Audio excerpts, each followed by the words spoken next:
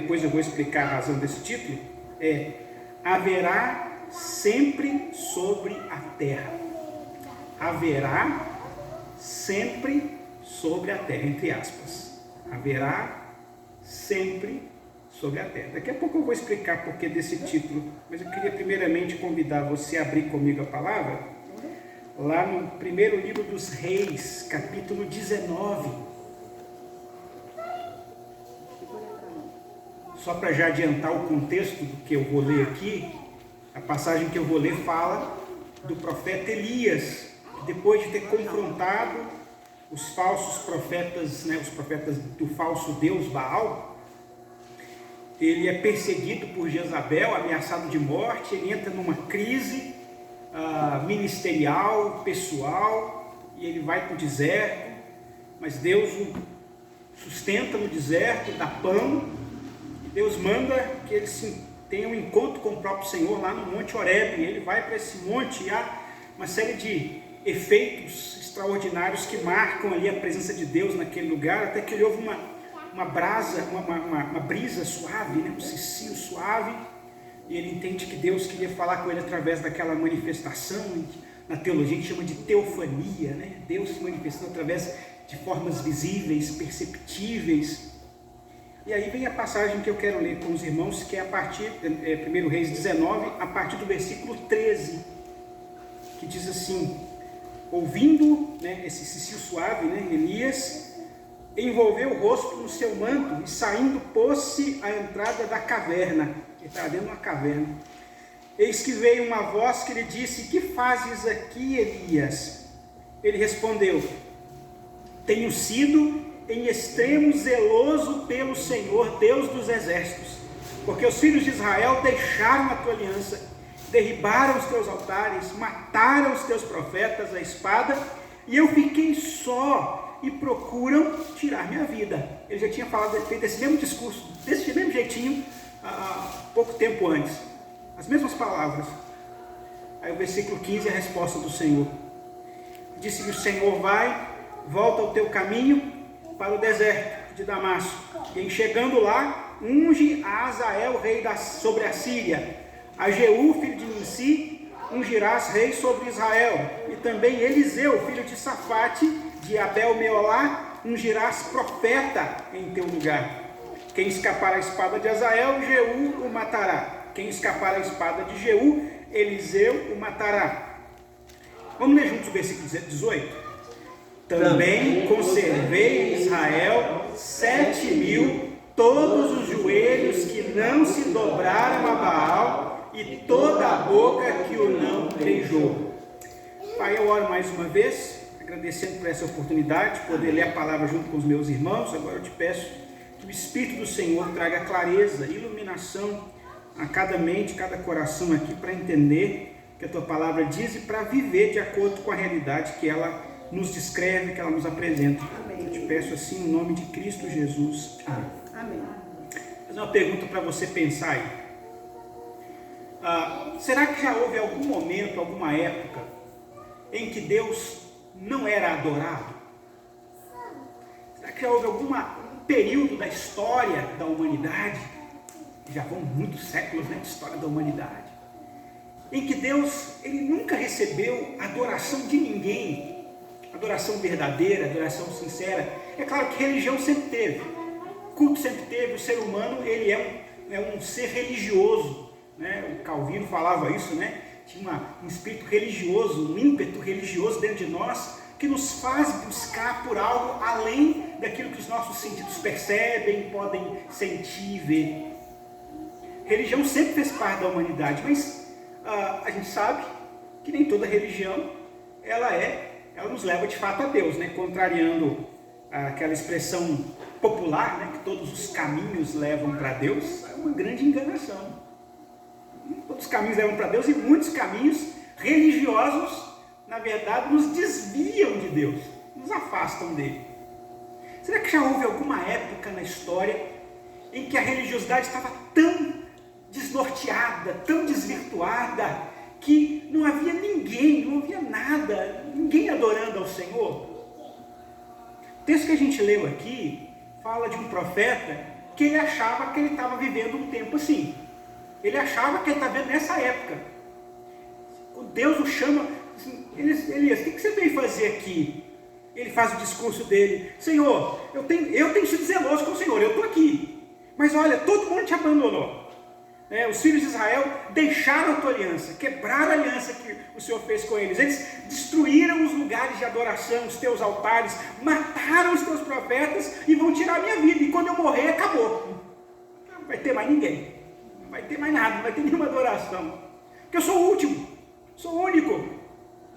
Então, para Elias, ele estava percebendo, a percepção dele era que estava chegando aquele momento onde Deus não vai ter mais ninguém que o adore. E aí vem a resposta de Deus, e Deus é estranho, né? Sei que eu posso falar assim de Deus sem ser irreverente com o Senhor, né? Mas tem umas coisas que Deus fala na palavra dele que eu acho muito estranho, assim. Deus começa a dar uma lista de tarefas para Elias.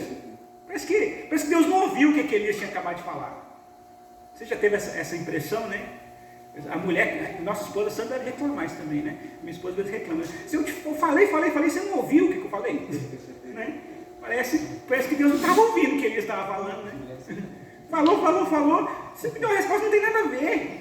Eu estou reclamando aqui que eu estou sendo perseguido, vão me matar, vai acabar o teu culto, Senhor. O Senhor me dá uma lista de tarefas para eu fazer, ungiu fulano, ungiu ciclano. Deus age assim porque Deus está mostrando para Elias que Deus continua soberano. Então, Elias, você está desesperado? Eu estou controlando as coisas. Eu sei que ele vai ser o rei da Síria, eu sei que ele vai ser o rei lá de Israel, eu sei que ele vai ser o profeta que vai vir depois de você. Quando você morrer, você está preocupado em morrer? Vai ter um profeta depois de você. Fica tranquilo, eu estou controlando as coisas.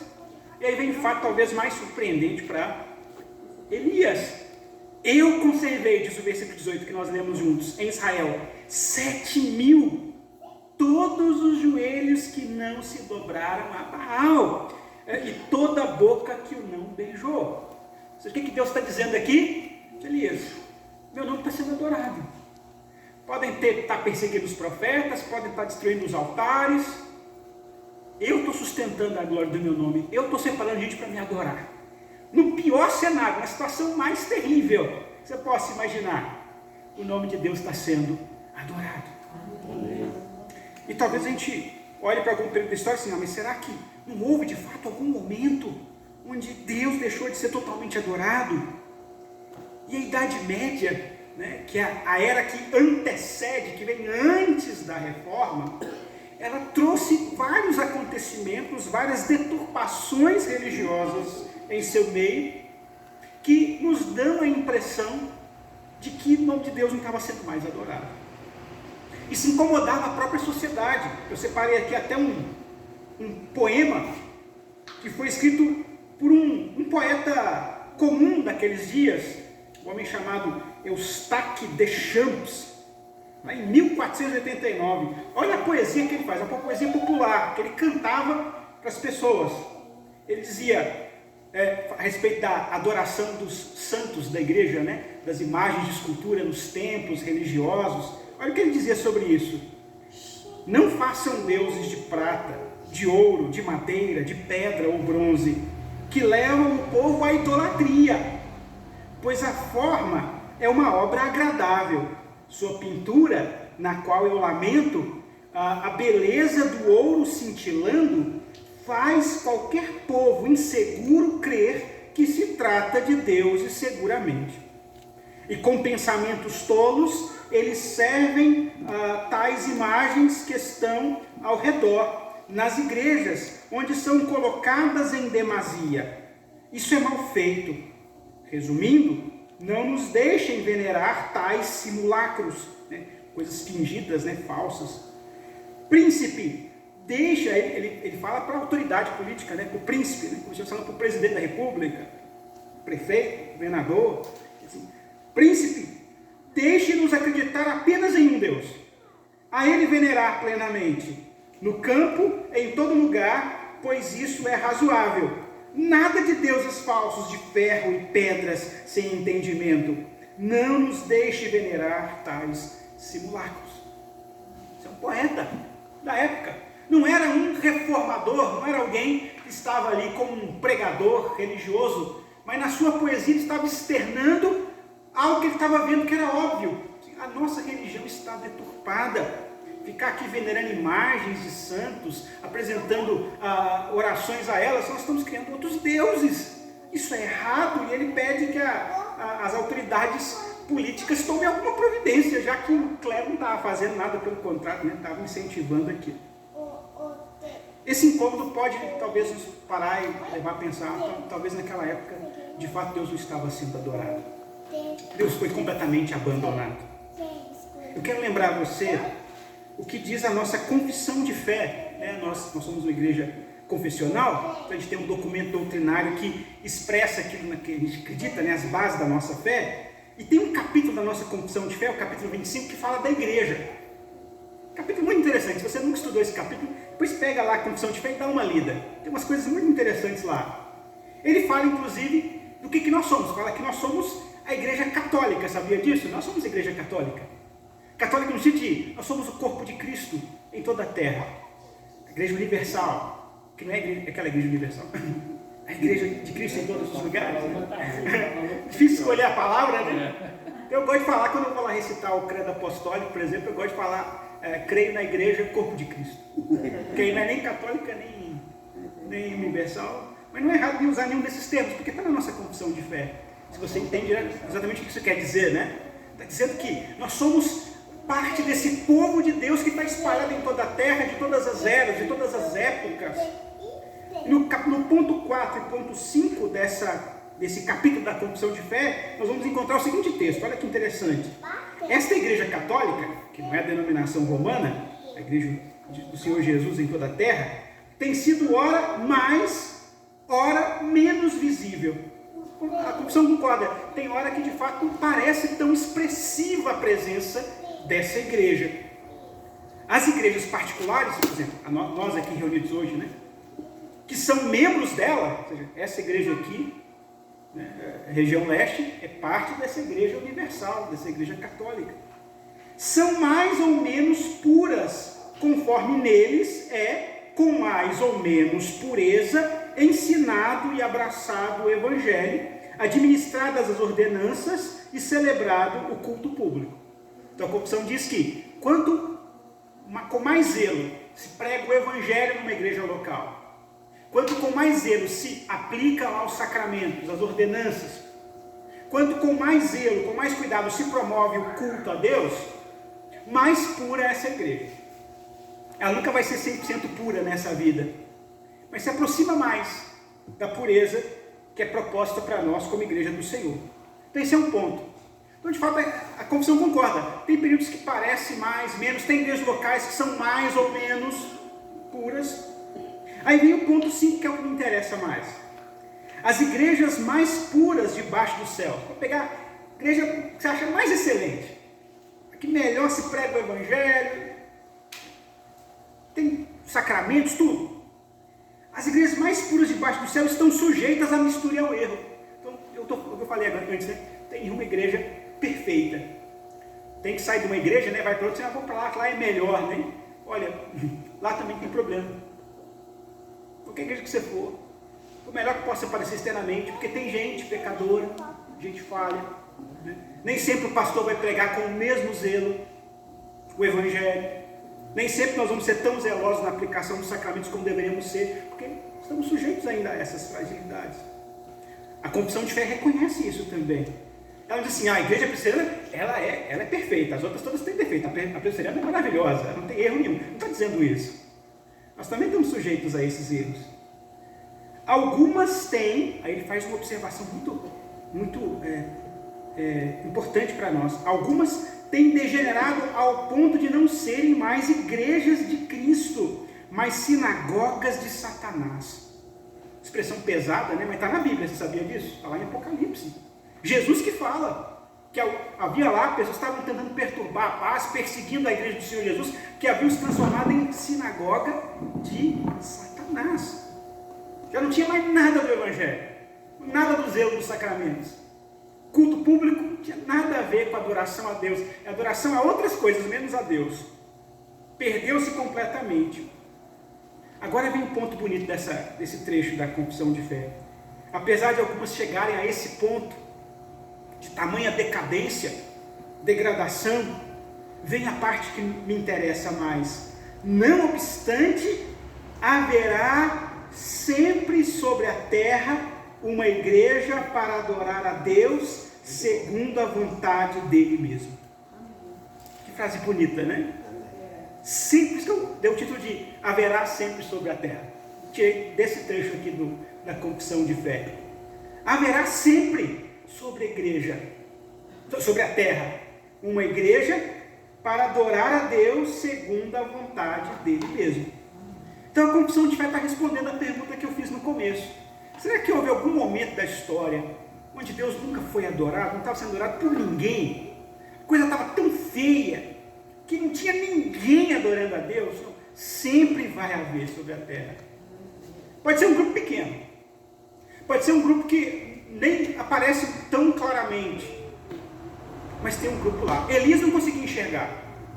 Elias achava que era só ele. Morreu, ele acabou, não tem mais ninguém. Aí disse assim, tem 7.000 que não dobraram os joelhos. O Alexandre conhece bem, que o Alexandre é bem envolvido com o trabalho missionário, né? Sabe das histórias de missionários que vão para países tipo Coreia do Norte. Eu digo assim, aqui não tem igreja nenhuma, aqui o evangelho morreu. Os crentes foram todos presos, quem é crente ainda está preso, o pastor está preso, está sofrendo e tal. De repente você entra em contato com um, com o outro e tal, de repente alguém te leva para um lugar, de repente você chega num lugar tipo esse, mas fechado, escondido, tem lá um monte de gente cantando, louvando ao Senhor. Né? Quando você entra num lugar, o pessoal bate palma assim, ó, chegou mais um para adorar o Senhor com a gente. Que bênção! Então Deus, Ele sustenta a adoração do seu nome, às vezes nos cenários mais terríveis, mais fechados. E isso é o que a gente tem que aprender com essa história do que a gente chama de os pré-reformadores. A gente só chama eles de pré-reformadores porque teve uma reforma depois, né? Reforma protestante. Mas eles não se viam como pré-reformadores. Várias pessoas que não dobraram seus joelhos a Baal no período do final da Idade Média, que eles se viam não como pré-reformadores, mas como crentes em Jesus. Gente que aprendeu a amar ao Senhor, que teve acesso à palavra de Deus, que não era algo comum, era algo escondido, omitido da maior parte da população, mas eles tiveram acesso a essa palavra, e essa palavra os moveu a serem coerentes com o que eles observavam na palavra. Eles olhavam para a palavra de Deus e viam uma coisa. Eles olhavam para a sua igreja, eles viam outra. Eu me lembro quando eu era seminarista ainda, teve um período que eu comecei a ajudar uma congregação que era apoiada pela 8ª igreja, né, a igreja que me encaminhou para o seminário, lá na cidade de Luz. Era uma igreja que tinha voltado a ser congregação, estava passando por uns problemas. O presbítero Renato Laranjo era amigo lá de uma família e me pediu para ajudar lá. Eu, como seminarista, eu fui lá, frequentei lá durante uns 2 anos.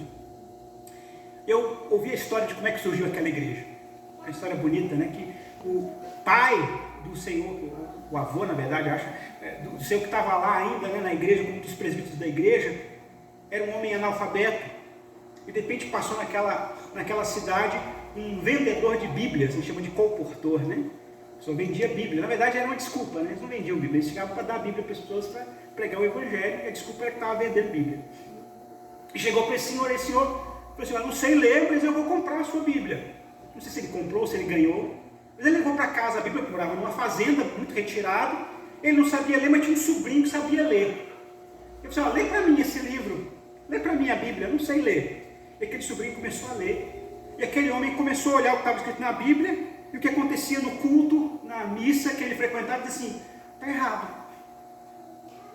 Não está batendo como está aqui. É diferente. Deus não permite fazer essas coisas que estão acontecendo aqui.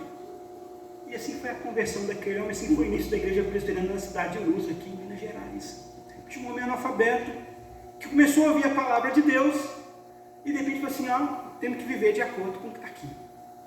O que aconteceu com os chamados pré-reformadores foi basicamente isso, foi simplesmente isso. Eles começaram a ouvir a palavra de Deus, compararam com o que estava acontecendo e disseram, está errado, isso precisa mudar. E se esforçaram para fazer isso. Tem vários nomes nessa lista, eu não vou falar de todos, eu quero apenas chamar a atenção para alguns pontos na vida de um desses pré-reformadores. Um homem chamado John Wycliffe. A história desse John Wycliffe é bonita. Ele foi chamado depois de a estrela da manhã da Reforma, a estrela da alva da Reforma. Aquela primeira luz a brilhar. Era um homem muito inteligente, muito culto, teve acesso a grandes estudos, mas viveu uma época de muitas conturbações. A igreja tinha acabado de enfrentar uma das dificuldades mais terríveis da sua história, que foi chamada de cativeiro babilônico do Papa. É uma história curiosa, e Calvino explora muito essa história quando ele vai defender a igreja protestante de ser uma verdade, quanto à acusação de ser uma falsa igreja por parte da igreja católica. Ele diz, não, o cabeça da igreja é o Papa é o cabeça da igreja, se você não está vinculado ao Papa, você é uma igreja herética. Aí Calvino perguntava assim, mas no período do século XIV, aí, a qual Papa você está se referindo? A igreja chegou a ter 2 papas, até 3 papas diferentes, um brigando contra o outro, um excomungando o outro. Quem que era a igreja verdadeira nessa época? Nenhum católico sabe responder direito. Teoricamente tem que dizer todos. Mas é uma contradição, porque se um excomungou o outro, se um pôs o outro para fora da igreja, então qual que é a verdadeira igreja? O católico não tem como responder isso, o romano não tem como responder isso. Porque de fato é uma grande contradição. Essa crise tinha acontecido há pouco tempo, porque por disputa de poder, porque na verdade o cargo de Papa tinha se tornado apenas uma questão de poder político. Ele não tinha nada de espiritual naquilo, nada de amor a Cristo, nada de amar a igreja. Era disputa de poder, era briga entre famílias poderosas, entre governos poderosos. E chegou a tal ponto que um Papa, um sujeito foi nomeado Papa, o outro discordou e foi nomeado para outro bispo por outro Papa, um foi para outra cidade, um ficou exilado numa cidade na França, o Papa de Roma excomungou o outro, e foi uma briga terrível. E a igreja então estava marcada por essa vergonha. Nós começaram a se questionar, mas será que isso é ser igreja de Cristo? Uma igreja que está brigando por poder? Foi nesse cenário, foi com esse contexto, depois de passar dessa parte da história, que surge esse homem chamado João Wycliffe. Como eu falei, um erudito que começou a estudar a Bíblia na universidade. Olha que coisa interessante, né? Hoje as universidades, elas são vistas por nós crentes muitas vezes como lugares onde que nos afastam de Deus, né? Que nos põem longe de Deus, porque lá você vai ter um professor que é ateu, militante, que vai falar com você que essa Bíblia não é palavra de Deus, que religião é uma coisa ultrapassada, coisa de negacionista. Mas naquela época a universidade era o único lugar onde você tinha acesso à leitura da Bíblia, porque o povo não tinha acesso, a Bíblia não estava traduzida na língua do povo. Ela estava escrita em latim, era muito restrita, era basicamente manual, encontravam-se em bibliotecas, não era publicado assim em larga escala. Era apenas para um grupo muito seleto, mas quem tinha acesso à universidade tinha acesso a aprender o latim, tinha acesso a aprender a Bíblia, começou a ler a Bíblia. John Wycliffe começou a ler a Bíblia, ele teve um professor que o influenciou muito, que amava a palavra de Deus e dizia o que estava de fato escrito na Bíblia. E ele então decidiu se mobilizar. Não posso guardar essa verdade só para mim. A gente não pode, tendo ouvido a mensagem do Evangelho, guardar só para nós. A gente é chamado a comunicar, a dizer para o outro, a apresentar para o outro mesmo o Evangelho. E esse homem então começou a pregar o que ele observava na Bíblia, que estava em contradição com a prática da época. Ele questionou a autoridade do Papa, ele questionou o dogma da presença física de Jesus na ceia. Não sei se você sabe isso, né? Que na igreja católica se crê que de fato na celebração da ceia estaria de forma real, presente, física de certa forma, o corpo de Jesus. Embora lá a hóstia, o vinho continue externamente parecendo pão e vinho, mas não, ali está o corpo de Jesus mesmo. E John Wycliffe foi um dos primeiros a questionar esse dogma que já havia se cristalizado na história e dizer, não, mas o corpo de Jesus ressurreto, ele é imperecível. Ele não perece, mas ele não pode ser digerido por nós. Ele é eterno, ele existe para sempre, ele é indestrutível. Portanto, ele não pode estar presente nos elementos da ceia. O Papa na época, o Papa Gregório XI, ficou furioso com as pregações, com o ensino de John Wycliffe, e, além de excomungá-lo, obrigou a universidade, fez uma pressão muito grande para que a universidade o demitisse. Ele era professor, se tornou professor, depois de estudante, professor na Universidade de Oxford. Ensinava isso para os seus alunos, os influenciava a lerem eles mesmos a Bíblia e comparar com as tradições da igreja. Durante um tempo a universidade, que o tinha em grande conta, não quis cumprir aquele mandamento do Papa, mas houve uma pressão tão forte sobre a nobreza, sobre a autoridade política, que ele acabou sendo dispensado da sua universidade. Irmãos, com isso a gente aprende que defender a verdade traz consequências, traz lutas. Não vai ser fácil defender a verdade. Quando a gente vê aqui no texto Elias reclamando diante de Deus, ele tinha razões reais para reclamar mesmo, porque de fato estava sendo perseguido pelo poder que ele imperava. É uma guerra pesada e há perdas. Wycliffe perdeu o emprego, mas muitos perderam a vida. Muitos perderam até mais, perderam a família, perderam mais do que um privilégio econômico, perderam a própria vida. Então, Wycliffe, apesar disso, desse grande contratempo, ele não se abateu, ele não se rendeu à depressão, ele não disse, então agora eu vou desistir porque não posso fazer mais nada. Ele começa um grande empreendimento, traduzir a Bíblia para a sua língua, a língua do seu povo, para o inglês. Sabia que esse esforço de traduzir a Bíblia foi um dos esforços que mais contribuiu para que as línguas daqueles povos se tornassem línguas oficiais? John Wycliffe com o inglês, Lutero, mais de 100 anos depois, com o alemão, e outros tantos, francês. A tradução da Bíblia como um livro clássico contribuiu para que as línguas fossem de fato reconhecidas. É claro que ele não tinha isso em vista. O que ele queria algo simples, é que você, com toda a simplicidade, tivesse pelo menos a capacidade de ouvir a palavra no seu idioma e pudesse fazer o seu julgamento, o seu juízo. A expectativa de que o Espírito de Deus, ele acompanha a pregação fiel da sua palavra e aplica ao coração do crente. É contradizer aquela ideia que a igreja romana havia também estabelecido na mente das pessoas. Diz assim, olha, ler Bíblia é só para erudito, é só para a elite da igreja, é só porque eles chamam de o magistério da igreja, apenas o magistério, ou seja, aqueles competentes em teologia que podem ler a Bíblia. O povo não pode ler Bíblia. Parece algo tão distante de nós, né?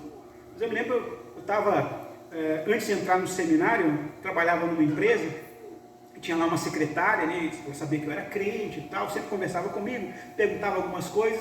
Um dia me perguntou assim, você já leu a Bíblia toda? Eu falei, já. A Bíblia toda? Eu falei, já. E várias vezes. Ele disse, você não ficou louco, não? Porque a minha mãe fala que quem lê a Bíblia toda fica doido. Tinha ideia assim, né? Você lê, você vai ficar doido. E parece algo distante, mas um amigo meu que estudava numa universidade, estava uma vez no pátio, né, sentado lendo a Bíblia, e passou um professor dele e viu assim, rapaz, pare de ler esse livro. Esse livro vai fazer você ficar louco. Professor de universidade. Fazendo isso. Essa ideia que ficou cristalizada na mente de muita gente por séculos, trazida pela doutrina romana de que a Bíblia é um livro inacessível. Wycliffe vai dizer, não, deixa o povo ler a Bíblia. Pode haver enganos? Pode haver distorções? Claro que há. Mas o fato de eu ter acesso à Bíblia, pelo menos me dá uma arma para comparar texto com texto, escritura com escritura. Não para eu tirar a interpretação da minha cabeça de qualquer jeito, mas para que a própria Bíblia interprete a Bíblia e me dê ali as melhores condições de entender o máximo do que Deus tem para mim, para poder confrontar com a minha prática, para ver se a minha prática ela condiz com o que a Bíblia fala. E nas coisas essenciais a Bíblia é clara, não tem erro. Você não tem como dizer assim, ler a Bíblia assim, será que só Jesus é que salva mesmo? Aí eu acho que Maria também salva. Basta ler a Bíblia.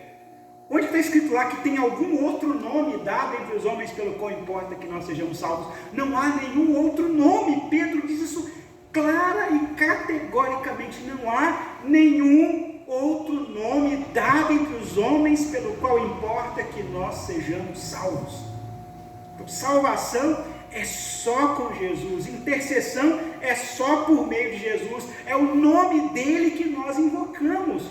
Ah, mas eu conheci o fulano, ele tem uma vida tão piedosa, se eu pedir a Deus o nome do fulano, será que Deus vai responder a minha oração? Não é no nome de ninguém, não é no meu nome. Ó, pastor, ora por mim, porque você é pastor, você tem mais contato com Deus, né? Então Deus vai ouvir sua oração. Não é no meu nome. Eu chego perto do Senhor igual você chega perto do Senhor. É através do nome de Jesus.